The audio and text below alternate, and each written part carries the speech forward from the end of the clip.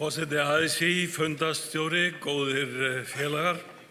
Ég mun fjalla ójöfnuð, skatta og afkomu launafólks og ég byrja á að tala þetta svolítið almennt, setja þetta í stærra samhengi við þróun tekjuskiptingarinnar, þróun skattbyrðarinnar á síðustu árum og jafnvel síðustu 2 áratugum, þróun bóta og húsnæðisstuðnings. Ég mun líka fjalla svolítið skipan skattamála á hinum Norðurlöndunum sem við getum lært af og enda á að fjalla það hvernig tryggja megi afkomu lágtekjufólks og launafólks almennt af launum sínum og reifa lítillega umfjöllun leiðir til kjarabóta og tengja við kröfugerðina sem hefur komið fram nú þegar. En ef við byrjum á að líta á tekjuþróunina til lengri tíma, þá þessi mynd að sýna það hvernig rauntekjur, heildartekjur allra framteljenda á föstu verðlagi hækkuðu á árabilinu frá 1992 til 2015. Hér erum við með tekjulægstu 10%. Þau fengu samtals raunhækkun sinna tekna 23% á þessum tíma. Svo hér meðaltal lægstu 90%, það allur þorri almenningsauðvitað. Þau voru með 46% hækkun á þessu tímabili, efstu 10% með 79%, efsta 1% 127 og svo efsta 0,1% sem í raun og veru efnahags- og fjármálaelítan í landinu. Hennar rauntekjur á þessu tímabili hækkuðu 205%. Og þetta auðvitað mynd af þjóðfélagi þar sem tekjuskiptingin hefur verið að ójafnast á þessu tímabili frá 92 til 2015. Ef við hefum tekið myndina 92 til 2007, þá voru miklu brattari. En það jafnaðist sem sagt eftir hrun svolítið tekjuskiptingin, umtalsvert reyndar, en eftir sem áður stöndum við á mun hærra ójafnaðarstigi heldur en við vorum á fyrir árið 2000 og þá sérstaklega enn ójafnara ef miðað væri við árið 1992 eða þar í kring. En það var ekki nóg að hæstu hóparnir í samfélaginu hafi verið að taka til sín stærri hluta af tekjum heimilanna, heldur bættu stjórnvöld í á sama tíma með því að breyta skatta- og bótakerfinu þannig að það stórlækkaði skattbyrðina á hærri hópana en jókana á lægri hópunum og hlutfallslega mest á allra tekjulægstu hópunum. Hér má sjá hvernig skattbyrðin var. Gráu súlurnar sýnir hvernig hún var árið 1993 og rauðu súlurnar hvernig hún var 2007 í aðdraganda hrunsins. Hér erum við með tekjulægstu 10%. Þar breytist hún úr því að vera neikvæð. Lágmarkstekjur voru skattfrjálsar á þeim tíma og svo gat fólk verið með barna- og vaxtabætur að auki og fengið þá meira frá skattinum en það borgaði. Og hér sjáum við hvernig skattbyrðin þróaðist á miðtekjunum, fór úr 15,3 teknu tilliti til allra frádráttarliða upp í 19,8. Svo það tekjuhæstu 10%, þar snar lækkaði skattbyrðin úr 31 niður í 17 og efsta 1% fór úr 35 niður í 13. Og það náttúrulega sérstaklega sláandi hvernig ástandi var orðið í þessum málum í aðdraganda hrunsins að skattbyrði efstu 10%, hún var orðin lægri heldur en skattbyrði miðtekjufólks. Og þetta var aðalega vegna þess að skattbyrði fjármagnstekna hafði stór lækkað og fjármagnstekjur höfðu stór vaxið og þær einmitt fóru fyrst og fremst í allra tekjuhæstu hópana. Vinstri stjórnin sem satt hérna frá 2009 til 2013, hún sneri þessu að hluta tilbaka en ekki nærri alla leið, en það vó líka og raunar meira að það dró úr fjármagnstekjum. Og að því að fjármagnstekjur eru skattlagðar þetta miklu minna heldur en aðrar tekjur, að þá lækkar heildarskattbyrði hátekjuhópana þegar þær aukast en hún vex þegar þær dragast saman. Staðan árið 2015 þegar síðusti kjarasamningur var gerður, hún var þá þessi að skattbyrðin þó hún hafi gengið aðeins tilbaka þessi sveifla sem var í aðdraganda hrunsins, að þá var það þannig að í lægsta 10% hópnum þá hafði raun skattbyrði aukist 12,6% úr 8,6 í mínus upp í 4,0 í plús. Hjá miðtekjufólki hafði hún aukist 8%, lækkað hjá efstu 10 2 og 8 í efsta 1%. Og það sem að gerðist svo í framhaldinu á tímabili síðasta kjarasamnings, var það að þróunin fór að hneigjast aftur lengra í sömu átt og hafði verið fyrir hrun. Fjármagnstekjur fóru að aukast, það létti skattbyrði hæstu hópana enn frekar, persónuafslátturinn fylgdi ekki launaþróuninni, bætur rýrnuðu stórlega og það jók skattbyrði í lægri hópunum og hér sjáum við hvernig skattbyrði þeirra sem voru á lágmarkslaunum þróaðist á þessu tímabili frá 1990 til ársins í ár, 2018. Og hér sjáum við rauðu súlurnar sýna hvernig skattbyrði lægstu launana var að aukast umtalsvert á tímabili síðasta kjarasamnings sem að át akkurat stóran hluta eins og Gylfi Arnbjörnsson nefndi hér áðan, stóran hluta af þeim kaupmáttar að auka sem að fólk á lágmarkslaunum átti að fá.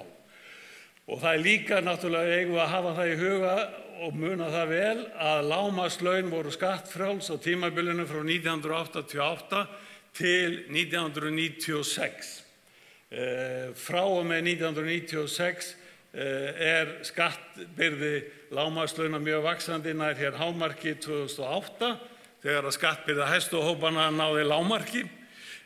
Síðan sem sagt fór þetta aðeins tilbaka en ekki nógu langt eins og ég nefndi áðan og svo hefur skriðurinn í aukningu á skattbyrði allra lægstu launana verið vaxandi á síðustu árum.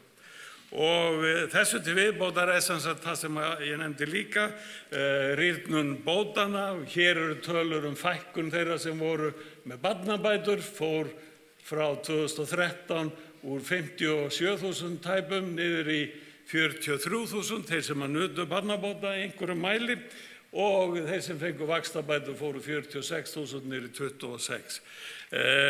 Þannig að þetta hefur að því að þessar bætur dragast frá álögðum skatti, þá þetta partur líka af hinni auknu skattbyrði sem að lendi með mestum eða vaxandi þunga á lægstu launin. Stjórnvöld segjast vera að breyta húsnæðisstuðningskerfinu þegar það nefnt við þau að vaxtabæturnar séu mjög rýrnandi og þau séu að leggja stofnframlög og veita skattaafslátt af því þegar að fólk styrkir sig sjálft með því að taka lífeyrissparnað sinn og nota hann til húsnæðiskaupa. En það sem í reynd búið að vera að gerast það að húsnæðisstuðningur, útgjöld hins opinbera til húsnæðisstuðnings hafa verið að lækka stórlega. Hér sýnt sem hlutfall af þjóðarframleiðslu var í hámarki 2011, hafði hækkað í kjölfar hrunsins, en svo komið árið 2016 niður í 48 og við vitum að það hefur lækkað meira bæði 2017 og 2018 og í fjárhagsáætlun til 2023 gert fyrir enn frekari lækkun útgjalda hins opinbera til húsnæðisstuðnings. Og við verðum því að gjalda varhug við því þegar að stjórnvöld segjast ætla að auka húsnæðisstuðning og þetta allt í þessu umhverfi það sem að bæði verð á húsnæði og húsaleigu hefur hækkað með fordæmalausum hætti. Einmitt þegar að stuðningunum var sem mest þörf var fyrir stuðningin á þessu sviði, þá hefur hann minnkað mest og með fordæmalausum hætti sömuleiðis. Og ég held að þetta og reyndar kemur til dæmis fram í skýrslu Gylfas Hófeka fyrir forsætisráðuneytið að þessi þróun hún hefur bitnað með meiri þunga á lægsta launaða fólkinu heldur en öðrum í samfélaginu. Og aðeins meira skattatilfærsluna. Það sem var gert hér var að það voru búin til fordæmalaus á Norðurlöndum að minnsta kosti forréttindi fyrir ríka fólkið í skattkerfinu. Mest vó þar sem sagt minnkun, lækkandi skattbyrði á fjármagnstekjum. Hér svona yfirlit yfir það hvernig þróunin í því varð að arðgreiðslur, söluhagnaður og leigutekjur voru skattlagðar eins og atvinnutekjur. Bara síðast árið 1992 náði til 96. 40% skattur var þar og í dag 22.000. Fór niður í 10% í byrjun og 10% skattur og fjármagnstekjur var í gildi þessa til 2009. Vaxtatekjur sem sá hluti fjármagnstekna sem helst eldra fólk nýtur, það hefur önglað saman örfáum milljónum inn á sparireikning til að geyma til að geta tekist á við óvænt afföll, að það þótti ástæða hér áður fyrir að hafa það skattfrjálst sem stuðning við þá viðleitni fólks, en það var skattlagt eins og aðrar fjármagnstekjur með þeim breytingum sem voru gerðar hér frá 1996. Í dag smá frítekjumark þar á. Staðan þá þessi að þegar að láglaunamaðurinn bara í dag, þegar hann bæti við sig 150.000 krónum á mánuði, sem nú eiginlega lágmark sem hann þarf að gera til þess að geta náð endum saman, hann þarf nú eiginlega fara í 200.000 með aukavinnunni, þá greiðir hann 36,9% skatt af því auka erfiði sem hann leggur á sig. Hátekjumaðurinn sem bæti við sig fjármagnstekjum, hvort sem það eru 150.000 eða 100 milljónir eða jafnvel 1 milljarður, hann greiðir bara 22% skatt af þeim. Þetta eru þeir sem láta fjármagnið vinna fyrir sig, spila golf á daginn og þeir fá sérstök umbunarfríðindi og hvata frá skattakerfinu fyrir það. Í mínum huga þetta eins konar aðför að íslensku vinnusiðferði. En svo það hitt að þeir sem eru með fjármagnstekjur, stærstan hluta tekna sinna sem fjármagnstekjur, á árunum fyrir hrun var efsta 1% með 80% af tekjum sínum sem fjármagnstekjur. Greiða ekkert útsvar og láta lægri og millitekjuhópana að fjármagna rekstur sveitarfélagana.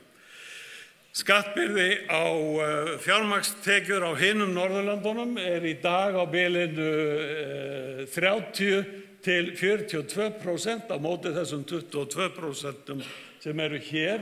Skattbyrði fjármagnstekna á Íslandi þó hún hafi hækkað úr 10 og upp í 22, þá hún samt enn eins og lægsta meðal aðildarríkja OECD. Hæsta álagning í tekjuskatti á háar tekjur, mjög háar tekjur, álagningarhlutfalli 46,7, en ef við draugum lífeyrisiðgjöldin frá þá það effektíft 44%. Meðal álagning í hæsta tekjuskattsþrepi á hinum Norðurlöndunum 55%. Og hæsta álagningarþrepið, hvar það kemur inn í tekjustiganum, það kemur inn á lægri tekjur á Íslandi heldur en á hinum Norðurlöndunum, þar að segja, þegar þú komin upp í 120% eða þar að segja 20% yfir meðaltekjur, þá lendur í hátekjuskattsþrepinu á Íslandi. Þú þarft að fara í 30 til 90% yfir meðaltekjur á hinum Norðurlöndunum til þess að lenda í hæsta álagningarþrepinu.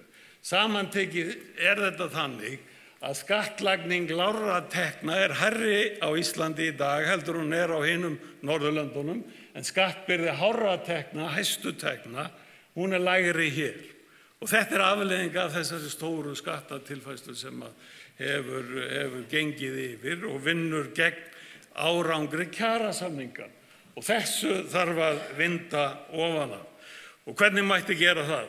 Jú, það hefur komið fram í kröfum félagana, Starfsgreinasambandsins og Verslunarmannafélags Reykjavíkur og Landssambands verslunarmanna, þessi hugmynd að tvöfalda persónuafsláttinn sem gerir það að verkum að 300.000 króna lágmarkslaunin í dag verði skattfrjáls, og menn hafa rætt í þessu samhengi líka að láta persónufrádráttinn síðan fjara út rólega og hverfa öðru hvoru megin við 1 milljón í tekjur á mánuði. Þetta lækkar skattbyrðina í lægri endanum og flytur hana yfir í hærri hlutann og ef að tvöföldum persónuafsláttarins væri látin ganga alla leið upp, þá fengju hæstu hóparnir sömu lækkun á skattbyrði sinni og lægstu hóparnir og ég sé enga þörf fyrir það fyrir utan að það veri óheyrilega dýrt fyrir hið opinbera. Fjármálaráðherra var í sjónvarpinu í gær og sagði að þessi krafa að lágmarkslaun sem var í gildi hér til 1996, hann sagði að þetta væri stórkallalegt, óútfært og algjörlega óraunsætt. Þetta myndi þýða að það þyrfti að stórhækka skattbyrði á miðtekjufólk og svo bætti hann við og líka á þá sem eru þar fyrir ofan. Sko þessi útfærsla, ef við gerum þetta þannig að 300.000 krónurnar verði skattfrjálsar og persónufrádrátturinn verði látin fjara síðan út í kringum milljón á mánuði, það myndi þýða að sá sem með 650.000 á mánuði, sem nálægt meðallaunum á vinnumarkaði, hann væri í óbreyttri stöðu. Hann væri með sömu skattbyrði og hann í dag. Þeir sem eru neðar í tekjustigunum fengi skattalækkun en þeir sem væru ofar fengju skattahækkun. Og það auðvitað þetta og eðlilegast að útfæra það þannig að hækkaða skattbyrðin fyrir ofan þessi 650 að hún kæmi stigvaxandi, rólega í fyrstu og svo mest. Þannig bætt svona á bilinu 1 til 6% stigum ofan á þá skattbyrði sem í hærri hópunum í dag. En ef að þetta væri gert bara með persónuafsláttinn, þessi aðgerð, hún myndi kosta á bilinu 30 til 40 milljarða, svolítið háð útfærslu, hversu bratt hann látin lækka, hvar hann fjarar endanlega út, þetta hægt að stilla bara af og þar með stilla kostnaðinn af. Stjórnvöld hafa nú þegar eyrnamerkt 14 milljarða í skattalækkanir, þannig það nú góða leið í áttina því, þá vantar cirka 20 milljarða og að því að fjármálaráðherra hefur auðvitað lýst því oft á tíðum undanfarið í löngu máli hvað fjárhagur stjórnvalda góður, þá eru þau óvenju aflögufær þessar mundir og kannski meira aflögufær en atvinnulífið. Þannig að þessa rest sem vantar, segjum að það séu 20 milljarðar til að fjármagna þessa aðgerð sem skilar okkur skattfrelsi á lágmarkslaun og skattalækkun á umtalsverða hópa þar fyrir ofan, að þá þarf ekki annað en að færa skattlagningu hæstu tekna og fjármagnstekna á Íslandi til samræmis við það sem á hinum Norðurlöndunum. Það ekki róttækara en það. Og af hverju ættu hátekju- og stóreignamenn á Íslandi að vera með minni skattbyrði en bræður og systur þeirra á hinum Norðurlöndunum? Ætluðu við ekki að vera með norrænt velferðarkerfi sem kostar jafn mikið og velferðarkerfin á hinum Norðurlöndunum og eiga hátekjumenn og stóreignamenn ekki að leggja sitt af mörkum til jafns við það sem hjá frændþjóðunum? Aðeins að síðustu kjarasamningum sem ég tel nú hafi verið merkilegir og skilað árangri eins og forseti ASÍ nefndi hér áðan að það urðu meiri hækkanir, sérstaklega það sem gerðist á árinu 2015, meiri hækkanir í lægstu hópum, árin þar á eftir voru þetta flatar prósentuhækkanir og þetta skilaði árangri eins og við sjáum hér í samanburði á breytingu heildarlauna fullvinnandi fólks frá 2014 til 2017 yfir tímabilið í prósentum og hér erum við með verkafólk, annars vegar almenna markaðinn og hins vegar opinbera markaðinn og svo aðrar starfsstéttirnar hérna, stjórnendur og sérfræðingar, þá aðrir stjórnendur heldur en þeir allra hæstu topparnir, forstjórarnir, voru með ívið minni og sérfræðingar á almennum markaði ívið minni hækkanir heldur en víða í lægri hópunum.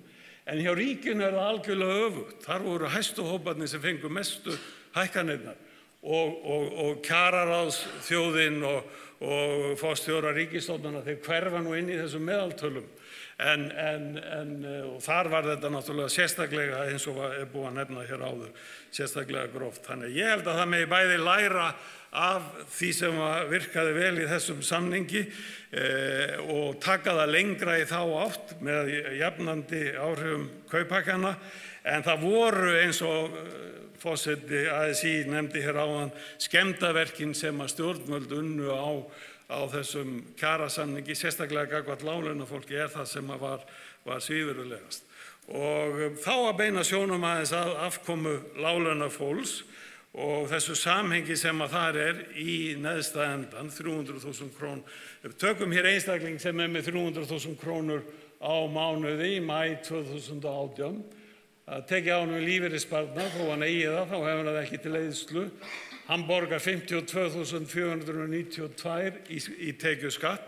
Hann væri laus við þetta ef við værum enn með sömu skattareglur og giltu hér áður en stóra skattatilfærslan hófst eða fór á flug 96.